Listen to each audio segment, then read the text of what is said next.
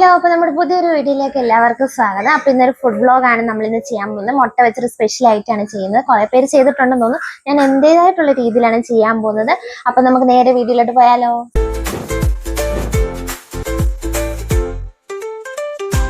നമ്മുടെ main ingredients എന്ന് പറയുന്നത് മുട്ട, മല്ലിയില, ഇഞ്ചി, പച്ചമുളക്, തക്കാളി, സവാള, പിന്നെ ആവശ്യത്തിന് ഉപ്പ്, കുറച്ച് മഞ്ഞൾപ്പൊടി, കാശ്മീരി ചില്ലി പൗഡർ, ഗരം മസാല. അപ്പോൾ ഇതിനെ എങ്ങനെ തയ്യാറാക്കി എടുക്കുന്നതെന്ന് നമുക്കിന്ന് നോക്കാം. അപ്പോൾ നമ്മുടെ കടായി ചൂടാവാൻ ഓൾറെഡി വെച്ചിട്ടുണ്ടായിരുന്നു. അപ്പോൾ ചൂടായിട്ടുണ്ട്. അപ്പോൾ നമുക്കതിലേക്ക് എണ്ണ ഒഴിച്ചു കൊടുക്കാം. അപ്പോൾ നമ്മുടെ എണ്ണ നല്ലപോലെ ചൂടായിട്ടുണ്ട്. അതിലേക്ക് നമുക്ക് ഇഞ്ചിയും പച്ചമുളകും ആഡ് ചെയ്ത് കൊടുക്കാം. അത് നല്ലൊരു ബ്രൗൺ കളറായി കഴിയുമ്പോഴത്തേക്ക് നമുക്ക് അടുത്ത ഇൻഗ്രീഡിയൻസ് ആഡ് ചെയ്യണം. ഇനി നമുക്ക് നന്നായിട്ട് ഇളക്കി കൊടുക്കാം.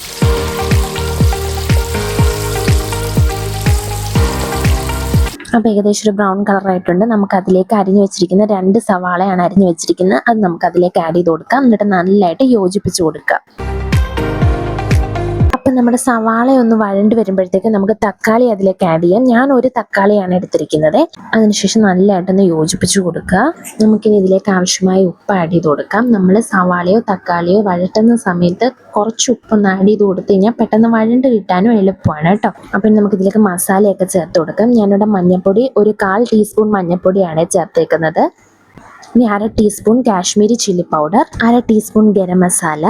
ഇനി നമുക്ക് മസാലയെല്ലാം നല്ലപോലെ യോജിപ്പിച്ച് കൊടുക്കാം. മസാലയുടെയൊക്കെ ആ ഒരു പച്ചമണം മാറുന്നിടം വരെ നല്ലപോലെ ഇളക്കി കൊടുത്തുകൊണ്ടിരിക്കണം.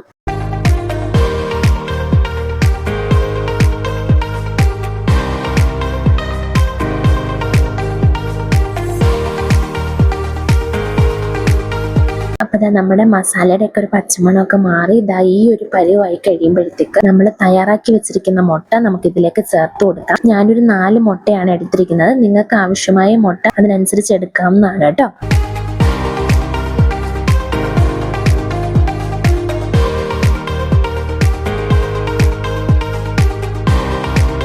ഇനി നമ്മുടെ മെയിൻ ഹൈലൈറ്റ് മല്ലിയില കൊടുക്കുന്ന ഒരു ടേസ്റ്റ് എന്ന് പറഞ്ഞാൽ ഒരു വേറെ ലെവലാണ് കേട്ടോ. ഞാനിപ്പോൾ ഇവിടെ ആവശ്യത്തിന് കുറച്ച് മല്ലിയില എടുത്തിട്ടുള്ളൂ.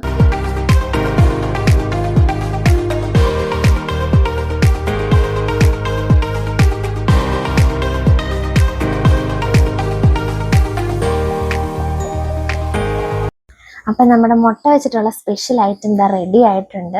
കാണാൻ നല്ല കളർഫുൾ അല്ലേ.